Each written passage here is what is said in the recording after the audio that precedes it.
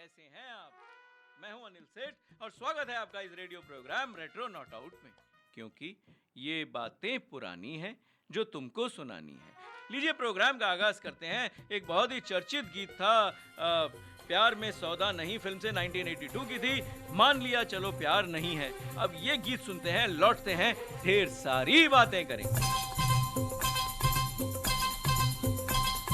मान लिया चलो प्यार नहीं है, प्यार से नफरत है दिल में जनाब के। ओ मान लिया चलो प्यार नहीं है, प्यार से नफरत है दिल में जनाब के। फिर ये हंसी क्यों दबी दबी सी, फिर ये हंसी क्यों दबी दबी सी होठों में आपके। हो मान लिया चलो प्यार नहीं है, प्यार से नफरत है दिल में जनाब के।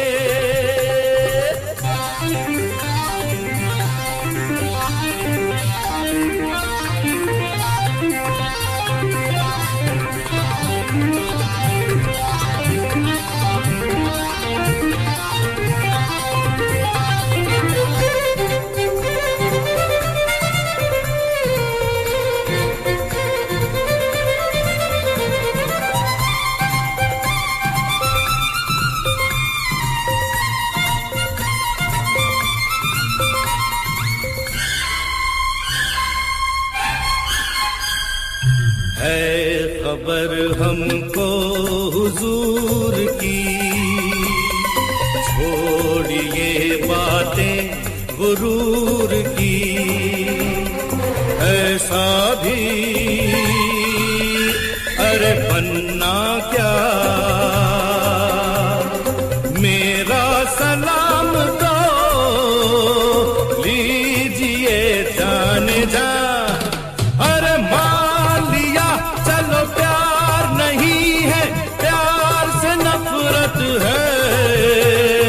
दिल में जनाब के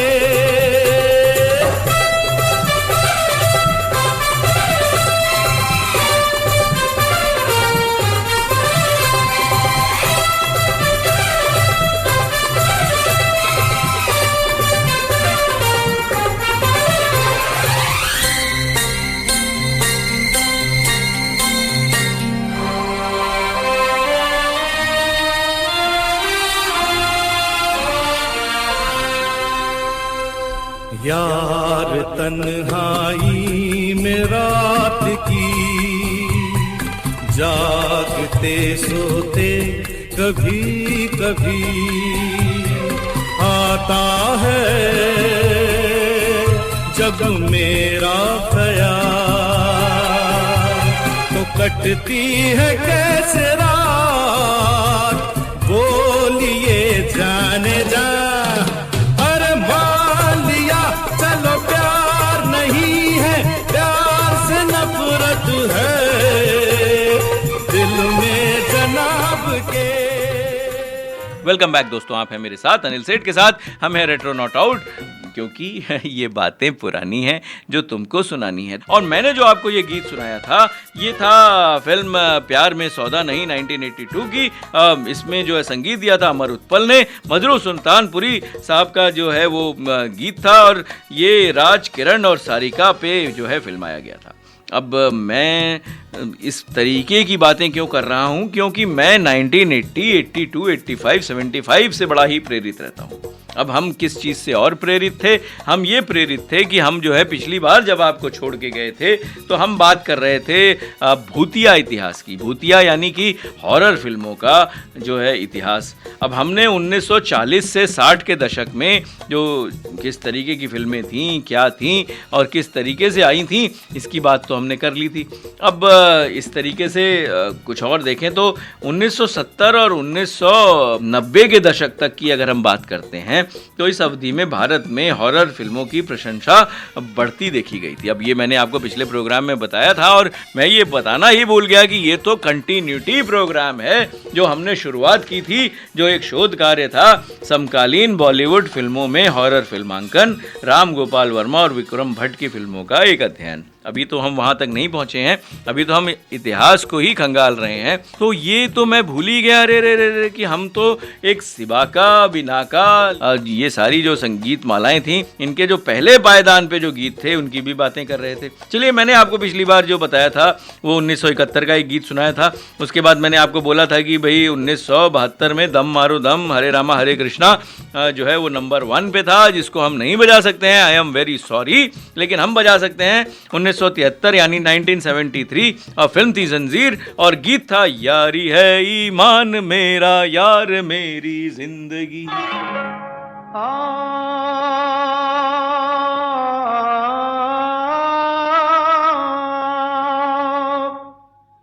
गर खुदा मुझसे कहे, गर खुदा मुझसे कहे कुछ मांग ऐ बंदे मेरे, मैं ये मांगू,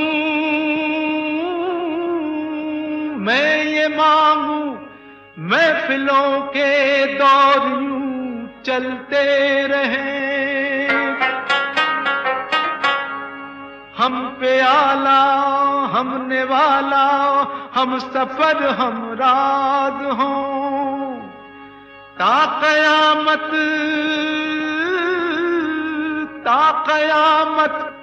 जो चिरागों की तरह जलते रहे।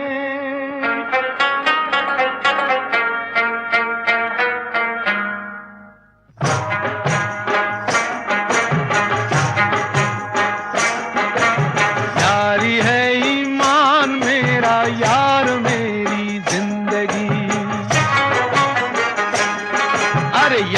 है ईमान मेरा यार मेरी जिंदगी, प्यार हो बंदों से ये, प्यार हो बंदों से ये सबसे बड़ी है बंदगी, यारी है ईमान मेरा यार मेरी जिंदगी।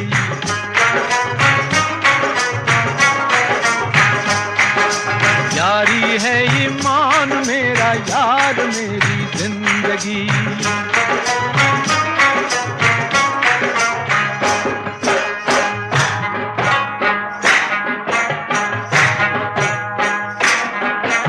साद दिल छेड़ो जहां में, साद दिल छेड़ो जहां में, प्यार की गूंजे सदा,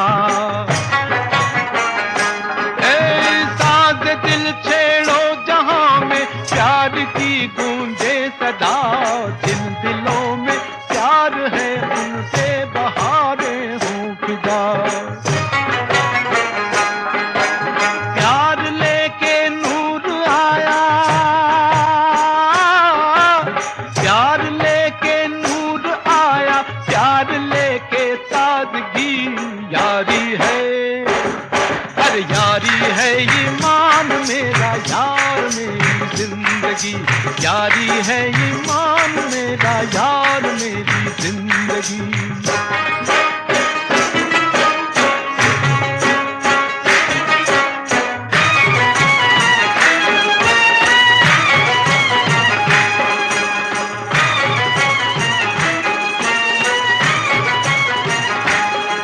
अरे जान भी जाए अगर, जाए अगर यारी में यारो गम नहीं, जान भी जाए अगर यारी में यारो गम नहीं, अपने होते यार हो गमगीन मतलब हम नहीं, हम जहां हैं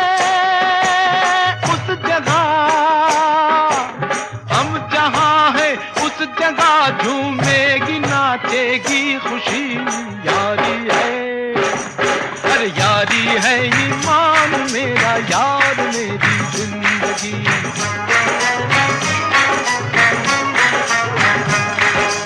यारी है ईमान मेरा, यार मेरी जिंदगी।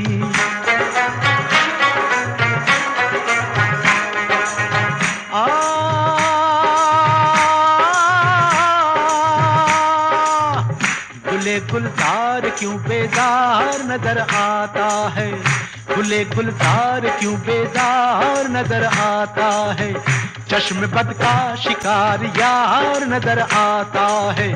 छुपाना हमसे जरा हाले दिल सुना दे तू, तेरी हंसी की कीमत क्या है ये बता दे तू। तेरी हंसी की कीमत क्या है ये बता दे तू।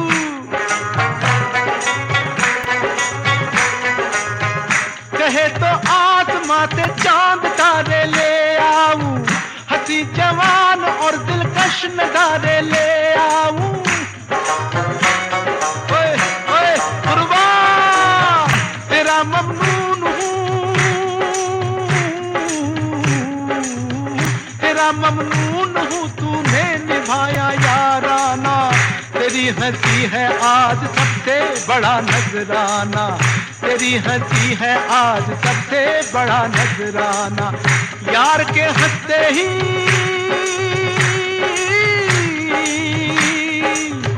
यार के हंसते ही महफिल पे जवानी आ गई, आ गई। यारी है, यारी है ईमान मेरा, यार मेरी जिंदगी। यारी है ईमान मेरा, यार मेरी जिंदगी। ओ यारी है ईमान मेरा, यार मेरी जिंदगी। लोशे कुर्बान कुर्बान।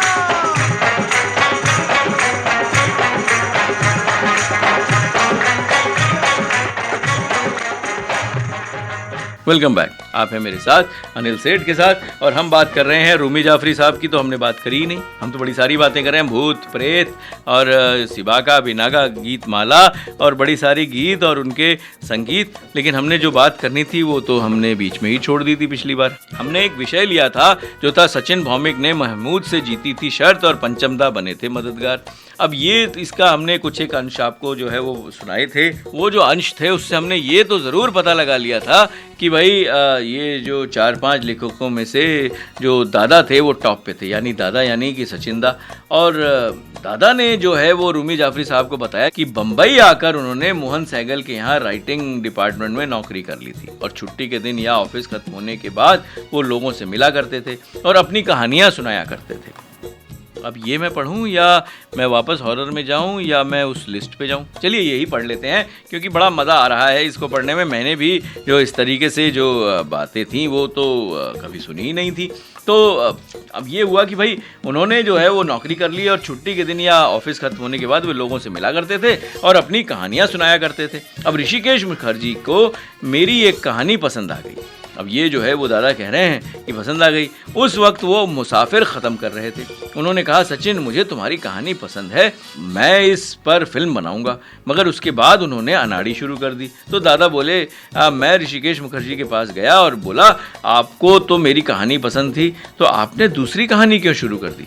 तो ऋषिदा मुस्कुराए और बोले, अगर अनाड़ी चल गई, हिट हो गई तो मैं तुम्हारी कहानी ज़रूर बनाऊंगा, ये मेरा वादा है। तो वादा के जो था हमारा था वो था कि आपको हम ये पायदान वाले जो हैं वो गीत तो सुनाएंगे। मैं जो हूँ 1972 से 1976 तक स्किप कर देता हूँ क्योंकि ये गाने मैंने आपको बहुत सुनाए हुए हैं। अब ये क्या थे ये तो नहीं बताऊंगा, आप अपने आप ढूंढें, लेकिन मैंने ये आपको पिछले प्रोग्राम में कई दफ़ा सुना रखा है। हम लेंगे लैला मजनू का एक दिलकश गीत था, 1977 में टॉप पायदान पर था और ये कुछ ऐसा था, हुस्न हाजिर है। अब ये सुनते हैं, लौटते हैं लैला मजनू के साथ। हुस्न हाजिर है, मोहब्बत की सजा पाने को। हुस्न हाजिर है, मोहब्बत की सजा पाने को।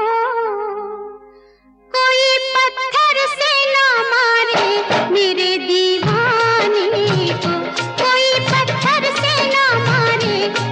दीवाने को, कोई पत्थर से ना मारे मेरे दीवाने को। हुस्न हाजिर है मोहब्बत की सजा पाने को, कोई पत्थर से ना मारे मेरे दीवाने को, कोई पत्थर से ना मारे मेरे दीवाने को।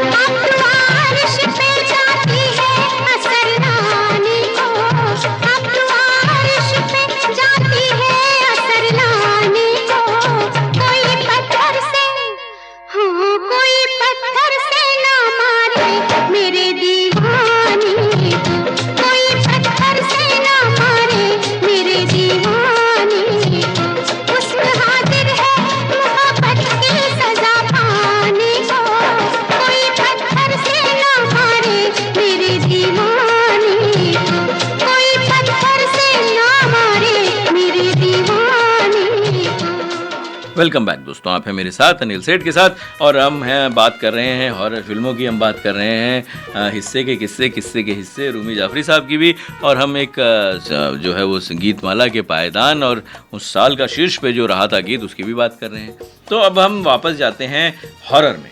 अब हॉरर में जब हम गए तो हमने देखा कि 70 और 90 के दशक पर ये जो है वो सफलता जो है वो बढ़ रही थी। अब कैसे बढ़ रही थी कि इस अवधि में भारत में हॉरर फिल्मों की प्रशंसा बढ़ती देखी गई, जिसमें कई लोकप्रिय शीर्षक थे।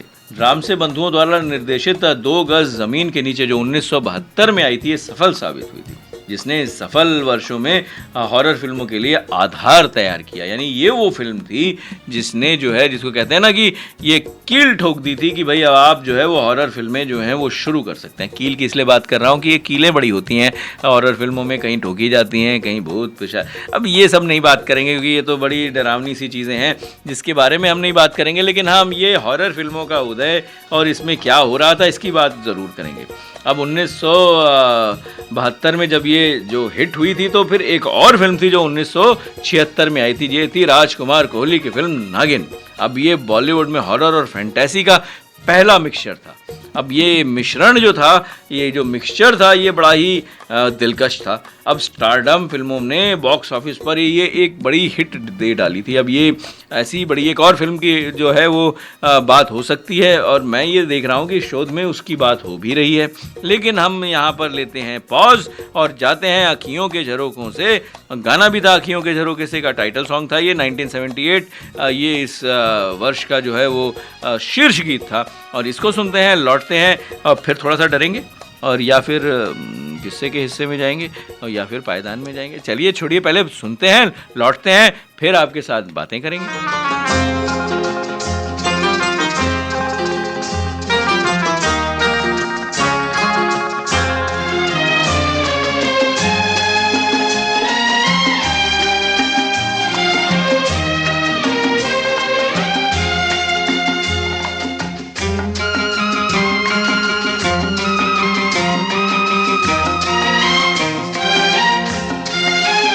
अखियों के झरोकों से